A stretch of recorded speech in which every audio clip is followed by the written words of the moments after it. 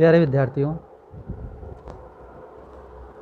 28 सितंबर की वर्कशीट में class 10th में वर्कशीट नंबर 37 में आपका एक प्रैक्टिस टेस्ट आया था। जाहिर सी बात है आपने कर लिया होगा।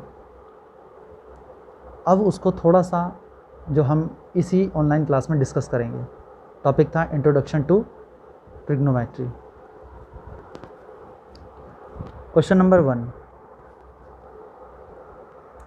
Right the measure adjacent side, opposite side and hypotenuse of angle A. Simply कहता है कि आपको एडजेसेंट साइड निकालनी है, अपोजिट साइड निकालनी है और हाइपोटेन्यूज निकालना है अकॉर्डिंग टू एंगल ए। अब सबसे पहले आपको बताया गया था कि जो हाइपोटेन्यूज होता है वो 90 के सामने वाली साइड जो होती है वो फिक्स होती है। ये हमारा हाइपोटेन्यूज है, जो कि 90 के सामने वाली साइड यानी कि 90 के अपोजिट साइड जो कहलाती है वो फिक्स होती है। वो हमारा हाइपोटेन्यूज है 4.5 सेंटीमीटर। अब उसके बाद एडजेसेंट साइड। अब एंगल इसने साफ बता दिया आपको, एंगल ए के अकॉर्डिंग निकालना है। तो ए के जो एडजेसेंट साइड है वो 3 भी है और 4.5 भी है। अब 4.5 तो फिक्स हो गई क्योंकि वो 90 के सामने है यानी 90 के अपोजिट है हाइपोटेन्यूज। तो एडजेसेंट साइड अब बच गई 3। तो हम जो एडजेसेंट साइड मान के चलते हैं एंगल ए के अकॉर्डिंग वो हो गई हमारी 3। एडजेसेंट साइड हो गई 3। उसके बाद अपोजिट साइड, अपोजिट मतलब सामने, ए के सामने वाली साइड BC 3.3, तो अपोजिट साइड हो गई 3.3। उसके बाद क्वेश्चन नंबर 2, tan A आपको 3/4 दिया है। Then find the sin A cos A equal to किसके होगा। आप देख लीजिए यहाँ sin A और cos A आपस मल्टीप्लिकेशन में है। सबसे पहले आपने tan A जो कि हमने परपेंडिकुलर अपॉन बेस होता है इक्वल टू हमारा 3/4 हमें गिवन है। अब 3/4 हमें गिवन है तो सबसे पहले हमने परपेंडिकुलर को 3K और बेस को 4K लेट हमने कर लिया। आपको पता है रेशो में जब चीज़ दी होती है तो उसका मतलब ये नहीं होता कि परपेंडिकुलर आपका 3 सेंटीमीटर है और बेस आपका 4 सेंटीमीटर या मीटर जो भी है। परपेंडिकुलर 3 नहीं है और बेस आपका 4 एग्जैक्ट नहीं है। आपको सिंपलेस्ट फॉर्म में करने के बाद 3/4 आपको दिया गया है। तो इसका मतलब क्या वैल्यू थी एग्जैक्ट हम नहीं जानते, तो हम उसमें K ऐड कर लेते हैं कि एक कांस्टेंट K है जिससे हमने सिंपलेस्ट फॉर्म में करके इसको 3/4 प्राप्त किया। तो 3K के दोबारा मल्टीप्लाई कर देंगे तो हमारी एग्जैक्ट वैल्यू बन जाएगी। तो P को हमने 3K ऐड कर लिया और बेस को हमने 4K। पाइथागोरस थ्योरम लगाई जिसमें हाइपोटेन्यूज का स्क्वायर इक्वल टू होता है AB के स्क्वायर और BC स्क्वायर के, यानी कि हाइपोटेन्यूज का स्क्वायर बाकी जो दो साइड होती हैं उनके स्क्वायर के सम के बराबर होता है। आपने वैल्यू पुट करी AC स्क्वायर, AB की वैल्यू 4K, BC की वैल्यू 3K, AC 4K का स्क्वायर 16K स्क्वायर, 3K का स्क्वायर 9K स्क्वायर आ गया। AC square K square same है यानी कि आपस में जुड़ सकते हैं, तो 25K स्क्वायर आ गया। AC आपका अंडर रूट स्क्वायर था, उधर जाके अंडर रूट हो गया 25K स्क्वायर। अब 25 की तो अंडर रूट का सोल्व करके आपका 5 आ गया और K स्क्वायर को सोल्व करके K आ गया।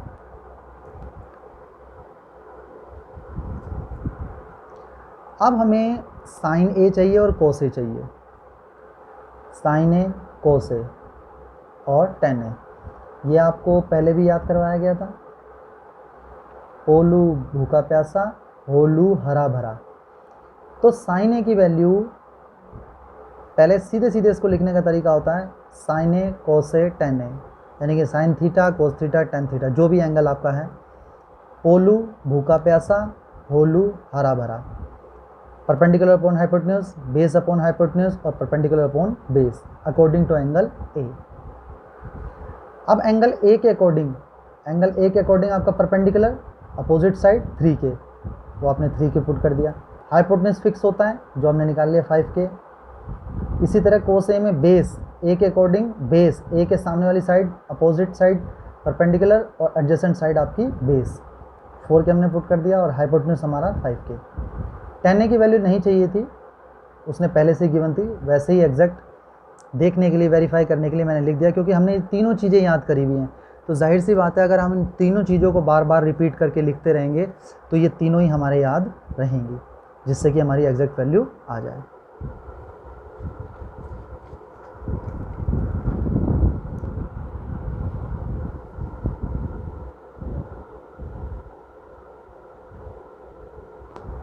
अब उसके बाद साइन ए की वैल्यू आ गई हमारी 3k/5 के से के काटा 3/5 आ गया। कोस ए की value 4/5, sine A cos A multiply कर दिया, आंसर हमारा आ गया। Question number 3, if x tan 45 sin 30 degree equal to cos 30 degree tan 30 degree then find the value of x is equal to किसके होगा। अब आपको पता है एंगल इसमें दिए हुए हैं। सबसे पहले मैंने आपको कहा था कि सबसे पहले क्या बनाएंगे, हम टेबल बनाएंगे। सबसे पहले हमने टेबल बनाई 0, 30, 45, 60, 90 साइन थीटा। आज मैं टेबल को आपको एक्सप्लेन कर रहा हूँ। यहाँ टेबल देखिए कैसे एक्सप्लेन होगी, कैसे आपको याद करने में आसानी रहेगी। Sine theta 0, 1/2, 1/√2, √3/2, 1। अब कोस थीटा के लिए आपको ये लर्न नहीं करना। कोस थीटा के लिए जो ऐसे लिखा जाता है, कोस थीटा के लिए हम इसको यहाँ से उल्टा लिख देते हैं। यानी कि कोस थीटा में सबसे पहले वैल्यू 1 आएगी, फिर √3/2 आएगी, फिर इसके नीचे यही आ गया, 1/2 इधर चला गया और ये 0 पीछे चला गया। कहने का मतलब कोस थीटा में ये जो सारा है वो यहाँ से हम उल्टा लिखना शुरू कर देते हैं। पहले 1 लिखेंगे, फिर √3/2 लिखेंगे, फिर 1/√2 लिखेंगे, फिर 1/2 लिखेंगे और 0। देखिए अब बिल्कुल ऐसा ही है, 1 √3/2, 1/√2, 1/2 और 0 यहाँ आ गया। tan थीटा में आपको याद करना पड़ेगा 0, 1/√3, 1 और √3, यहाँ पर नॉट डिफाइन। इसके बाद अब इसने वैल्यू हमने निकाल ली। आप यहाँ से वैल्यू देखने के बाद आप इन वैल्यू को यहाँ पर सबसे पहले निकालें। देखिए कैसे, आप यहाँ पहले कैलकुलेट कर लीजिए। tan 45 आपका इक्वल टू कितना होगा, tan 45 1 हो गया, आपने यहाँ लिख लिया। उसके बाद साइन 30, साइन 30 1/2 आपने लिख लिया। उसके बाद कोस 30,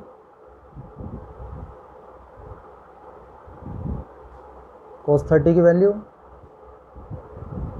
कोस 30 √3/2 और फिर tan 30 की वैल्यू tan एंगल 30, यहाँ से इधर गए, इधर से इधर आए, 1/√3।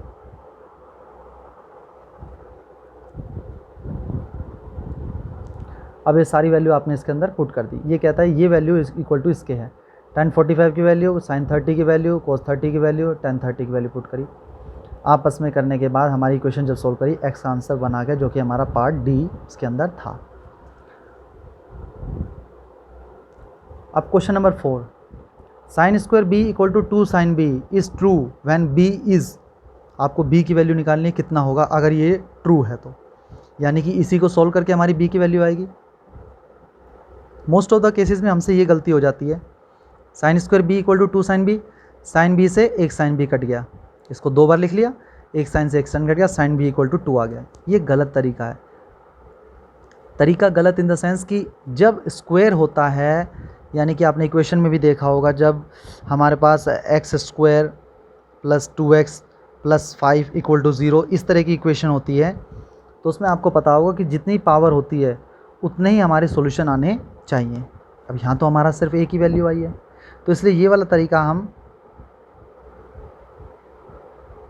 गलत मान के चलेंगे। इस तरीके से हमें करना है। 2 sin b को सबसे पहले हम उधर लेके गए, sin² b - 2 sin b equal to 0। अब ये इक्वेशन बन गई, sin b हमने कॉमन निकाला, अंदर sin b - 2 इक्वल टू 0। अब एक बार ये इक्वल टू 0 और एक बार ये equal to 0। sin b equal to 0, sin b equal to 0, ये हमने रोक लिया। अब हम बढ़े sin b - 2 equal to 0, sin b - 2 equal to 0। अब sin b की वैल्यू आ गई 2। आपको पता होना चाहिए बेटे, sin b की वैल्यू जो होती है, sin की वैल्यू जो होती है वो 90 डिग्री पर 1 मैक्सिमम होती है। 1 से बड़ा sin की वैल्यू कभी भी नहीं हो सकती। तो इसलिए जो sin b हमारा 2 आया, ये हमारा इम्पॉसिबल है। अब sin b इक्वल टू 0, अब हमें एंगल निकालना है b, तो sin b equal to 0, sin b को sin b रहने देंगे, लेकिन 0 की वैल्यू कब होती है साइन में? साइन में 0 वैल्यू कब होती है? जब sin थीटा की वैल्यू 0 डिग्री हो तो 0 ही वैल्यू होती है, तो हमने साइन 0 की जगह साइन 0 लिख दिया। अब साइन से साइन ये कटता नहीं है बेटे, आप 11th क्लास में समझेंगे। ये साइन इधर होके एक इन्वर्स का रूप ले लेता है, छोड़िए वो आप अब 11th के लिए वो चीज़ हम छोड़ के रखते हैं। अब आप ये मान के चलिए sine B equal to sine 0 है, तो साइन बी की वैल्यू साइन 0 डिग्री के इक्वल टू होगी जब बी एंगल इक्वल टू होगा 0 डिग्री के, तो बी आपका 0 डिग्री आ गया, दैट इज़ डी पार्ट हमारा 0 डिग्री आ गया।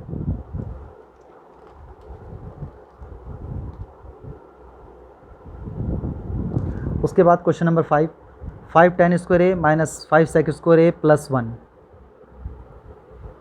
इसकी हमें वैल्यू आपको कैलकुलेट करनी है कि इसकी वैल्यू क्या होगी। जाहिर सी बात है, जैसे ही स्क्वायर आ जाता है आप समझ जाइए वो जो 3 आइडेंटिटीज़ लगनी थी वो 3 आइडेंटिटीज़ हमारे काम यहाँ पर आएंगी। अब आपको पता है सेक और tan वाली जो आइडेंटिटी थी वो क्या थी, आप याद करिए, वो वैल्यू थी sec square A minus tan square A equal to 1। ये वाली आइडेंटिटी थी जिसमें सेक और tan इक्वल टू 1 क्या आता है, sec square A minus tan square equal to 1। अब हमें कोशिश करनी है कि यहाँ ऐसा कुछ बने, क्योंकि मैंने देखते ही पता लगा लिया कि यहाँ सेक है और tan है और स्क्वायर भी हैं दोनों, तो समझ जाइए आइडेंटिटी कहीं ना कहीं हमारी इस्तेमाल होगी। 5 tan square A minus 5 sec square A plus 1, यहाँ से हमने 5 अगर कॉमन निकाला, 5 कॉमन निकाला तो हमारा tan square A minus sec square ए बन जाता, जबकि हमें चाहिए सेक square A minus tan square ए, इसलिए हमने यहाँ से -5 कॉमन निकाला। जब -5 कॉमन निकाला और जबकि यहाँ तो माइनस था ही नहीं, तो ज़बरदस्ती हमने यहाँ माइनस रखा जिससे कि माइनस माइनस बाद में प्लस हो जाए, और जो यहाँ माइनस था वो बाहर कॉमन आ गया, अंदर बचा प्लस। अब -5 कॉमन आने के बाद ये जो प्लस का था माइनस tan स्क्वायर ए हो गया, और जो माइनस का था वो बाहर चला गया, प्लस सेक स्क्वायर ए प्लस 1 आ गया। अब माइनस tan स्क्वायर ए प्लस सेक स्क्वायर लिखें या सेक square A minus tan square लिखें, दोनों बात एक ही हैं। ये लिखने से हमारा आइडेंटिटी क्या हो गई, हमारी आइडेंटिटी 1 हो जाएगी। हमने बताया कि sec square A minus tan square equal to हमारा किसके होता है, 1 के इक्वल होता है।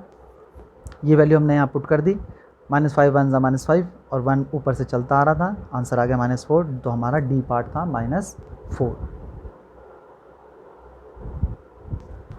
उसके बाद क्वेश्चन नंबर 6 पहले भी हम कर चुके हैं, बिल्कुल लगभग इसी क्वेश्चन जैसा है जैसा हमने ये सॉल्व किया था। कहता है वाइन sine 45 cos 45 degree tan square 45 minus cos square 30 degree है, find the value of then y equal to किसके होगा। फिर वही बात, सबसे पहले टेबल बनाइए बेटे। टेबल जितनी बार आप बनाओगे ना उतनी बार आपको फ़ायदा होगा, उतनी बार आपको लर्न होगी। मैंने फिर दोबारा से बनाई, जबकि मैं कह सकता था कि आप पीछे टेबल देखें, लेकिन नहीं। अब फिर दोबारा अगर आप टेबल देखेंगे तो फिर आपके समझ में आएगा कि हाँ सर बार बार टेबल बनाते हैं जिससे कि लर्न हो जाए और इसकी वजह से हमारा क्वेश्चन गलत ना हो।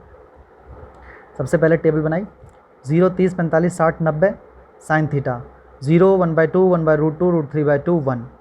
फिर कोस थीटा में इसी का उल्टा, 1 यहाँ आ गया, √3/2 यहाँ आ गया, 1/√2 नीचे, 1/2 यहाँ और 0 सबसे लास्ट में। tan थीटा की वैल्यू 1 1/√3 1 √3 नॉट डिफाइंड। सारी वैल्यू आपने कैलकुलेट कर ली यहाँ से। अब एक बार फिर बता देता हूँ, साइन 45 डिग्री साइन 45 1/√2 1/√2, कोस 45 डिग्री कोस थीटा 45, कोस से गए और 45 से आए 1/√2, कोस 45 1/√2। उसी तरह कोस थीटा tan 45 यहाँ से tan, यहाँ से 45 आ गया आपका वैल्यू 1, तो ये आपने यहाँ पर 1 लिख दिया, tan 45 1। कोस 30, अब मैं 2 मिनट के लिए यानी कि कुछ सेकंड के लिए रुकता हूँ। आप सोचिए कोस 30 डिग्री √3/2 कैसे आया। बिल्कुल सही, कोस 30 √3/2 √3/2 आ गया। पुट दीज वैल्यूज़, सारी वैल्यू हमने इसके अंदर पुट करी। यहाँ स्क्वायर था तो ध्यान रखना बेटे, स्क्वायर में आपको वैल्यू का क्या करना पड़ेगा, स्क्वायर। यहाँ स्क्वायर था, यहाँ भी आपने वैल्यू का स्क्वायर किया, y √2 मल्टीप्लाई 2 हो गया। यहाँ से क्वेश्चन सॉल्व करी, आपका फाइनल आंसर यहाँ पर y इक्वल टू 1/2 आ गया, that is b।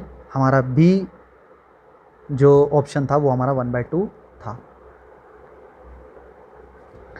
Question number 7, sine A equal to 1/2 then find the value of cot A. अब इस क्वेश्चन को हम कई तरीके से कर सकते हैं। Sine A perpendicular upon hypotenuse P upon H, जैसा हमने यहाँ देखा ही था, साइन पी अपॉन एच होता है, इस तरीके से कर सकते हैं। और नहीं तो अब हमें एंगल का समझ आ गया है तो हम एंगल के अकॉर्डिंग इसको करेंगे। Sine equal to 1/2, 1/2 value sine की होती है, कहाँ होती है? साइन की वैल्यू 1/2 ये रही, साइन की वैल्यू 1/2 कहाँ होती है? 30 डिग्री पर। तो हमने यहाँ 1/2 उठाकर हटा दिया और साइन 30 की वैल्यू रख दी। अब 1/2 की जगह हम साइन 30 डिग्री रख दिया, तो साइन 30 डिग्री साइन ए के बराबर जब होगा जब एंगल ए बराबर कितना होगा? 30 डिग्री। तो हमारा यहाँ ए 30 डिग्री आ गया। अब उसने हमसे कोट ए की वैल्यू पूछे, कोट ए की वैल्यू यानी कि कोट ए हमारा 30 डिग्री है, कोट 30 डिग्री, कोट 30 डिग्री की वैल्यू वो होगी जो टेन 30 डिग्री की वैल्यू होगी उसका अपोजिट। अब आप देखिए टेन 30 डिग्री, 10 में यहाँ गए और 30 डिग्री में यहाँ गए, 1/√3, टेन 30 डिग्री 1/√3, लेकिन कोट 30 पूछा है तो उसका रिवर्स 1/√3 का रिवर्स √3/1। अब इसमें आंसर दो ऑप्शन दिए थे बेटे, इसमें दोनों ही आंसर ठीक है, √3 है और √3/1 एक ही बात होती है। ए भी ठीक कह सकते हैं, सी भी है, दोनों ही आंसर सही हैं।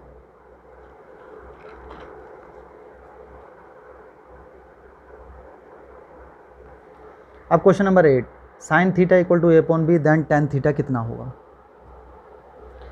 साइन से हमें जाना है टेन में, टेन थीटा की वैल्यू हमें पता है, टेन थीटा इक्वल टू होता है sign theta upon cos theta. तो यानी sign theta upon cos theta में साइन थीटा इसने गिवन है, कोस थीटा और निकालने हैं तो हमारी वैल्यू यहाँ पे हम पुट कर देंगे तो हमारा आंसर आ जाएगा। तो सबसे पहले हमने स्टार्टिंग करी, साइन से हमें वैल्यू निकालनी है कोस की, तो हमें पता आइडेंटिटी क्या होती है, sine square theta plus cos square theta equal to 1। Sine की वैल्यू पुट करी A/B, ये आपको गिवन है, कोस स्क्वायर थीटा यहीं, A²B उधर गया प्लस में था, यहाँ जाके माइनस में हो जाएगा। 1 और B² का एलसीएम आया आपका B²। अब 1 को जब B² से आप डिवाइड करेंगे आएगा B², B² को ऊपर मल्टीप्लाई करेंगे तो आएगा आपका B² माइनस B² को डिवाइड किया B² से, जब B² को डिवाइड करेंगे B² से तो आंसर आएगा 1, और 1 को मल्टीप्लाई करेंगे किससे? यहाँ से, तो 1 को A² से मल्टीप्लाई करा, A², स्क्वायर था उधर जाके स्क्वायर रूट बन गया, आपने वैल्यू यहाँ पे स्क्वायर में स्क्वायर रूट बन गया, B² माइनस A² B², दोनों पे रूट। अब देखिए बेटे ये पूरे होल पे रूट था, तो आप कहेंगे आप ऐसे कैसे हो गया? बेटे ऊपर वाले पे रूट अलग, नीचे वाले पे रूट अलग अलग हो सकता है, ऊपर वाले पे अलग कर दें, नीचे वाले पे अलग। B² रूट था, यहाँ खाली B रह गया, ऊपर हमारी वैल्यू ऐसी है, कोस थीटा की वैल्यू आपकी एग्जैक्ट आ गई। अब टेन थीटा की value sign theta upon cos theta, अब जाहिर सी बात है कि आप एक एक करके वैल्यू उठाएंगे।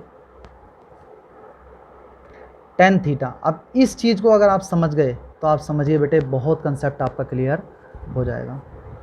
ये वैल्यू हर एक के समझ में नहीं आती और स्टूडेंट कितनी कोशिश करे लेकिन इस वैल्यू को समझने में थोड़ी सी मिस्टेक करता है। तो आप इस पोर्शन को ज़रा ध्यान से देखें, tan theta equal to sine theta upon cos theta, sine theta की वैल्यू A/B। ये जो मेन हमारा डिवाइड वाला पोर्शन था ये मैंने सबसे बड़ा लिखा, इस चीज़ को आप गौर फरमाएं। साइन थीटा की वैल्यू इस पोर्शन के ऊपर, इसके ऊपर 1/B A/B लिखी, कोस थीटा की वैल्यू नीचे तो इस बड़े वाले अपॉन के नीचे लिखी। अब ऊपर वाली वैल्यू तो ऐसी की ऐसी रहती है और जो नीचे वाली वैल्यू होती है वो पलट जाती है। A/B तो A/B रहा, मल्टीप्लाई हुआ तो नीचे वाली वैल्यू जो थी वो पलट कर क्या हो गई? B ऊपर चला गया और ये वाला रूट में नीचे आ गया, B से B कट गया, आंसर आ गया A/√B² माइनस, जो कि हमारा ऑप्शन C था। इस चीज़ को समझ गए? ऊपर वाली वैल्यू और नीचे वाली वैल्यू, ऊपर भी फ्रैक्शन नीचे भी फ्रैक्शन, ऊपर वाली वैल्यू सेम और नीचे वाली वैल्यू मल्टीप्लाई होकर पलट जाती है।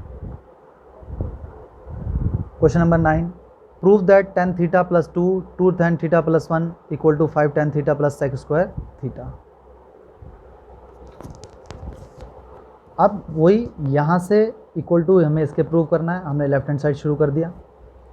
टेन थीटा को मल्टीप्लाई किया इससे 2 tan square theta, tan theta को फिर 1 से किया टेन थीटा, 2 को 2 tan थीटा से किया 4 tan थीटा, और 2 को हमारा 1 से किया 2।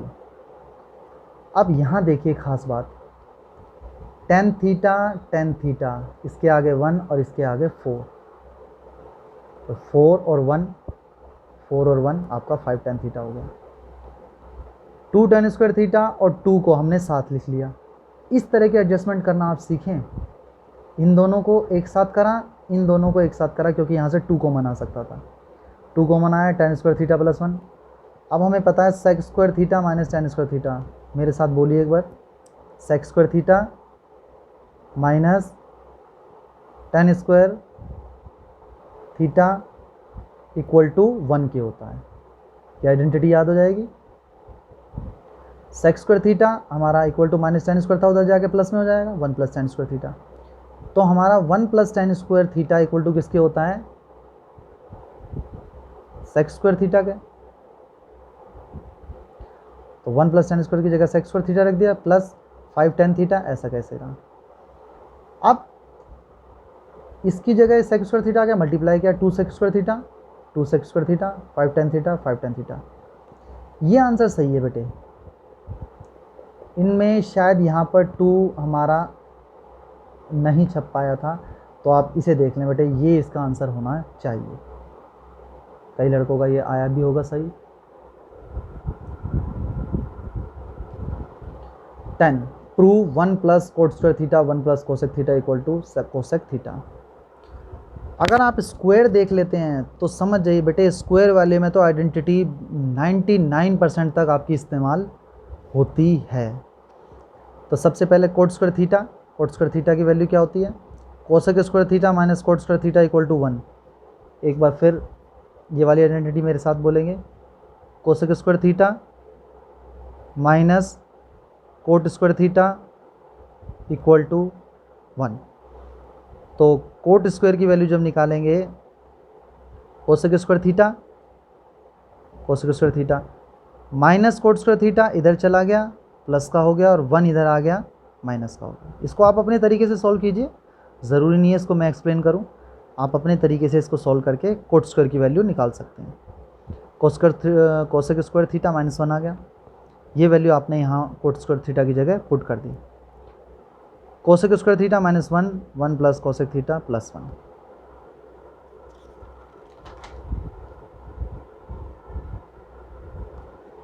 अब कोसेक स्क्वायर थीटा माइनस 1 था, मैंने जान के यहाँ 1 का स्क्वायर लिखा आपको ये बताने के लिए कि यहाँ ए स्क्वायर माइनस बी स्क्वायर का फार्मूला बनेगा ए माइनस बी, ए प्लस बी, ए प्लस बी।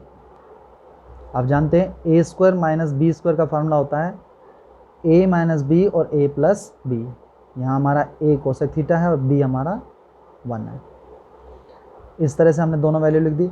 अब कोसेक थीटा प्लस 1 या 1 प्लस कोसेक थीटा, अगर मैं इस 1 को आगे लिख देता और कोसेक थीटा को पीछे लिख देता, एक ही बात थी बेटे। जब भी 5 में 6 जोड़ो या 6 में 5 जोड़ो, दोनों तरफ से आंसर आपका 11 ही आता है।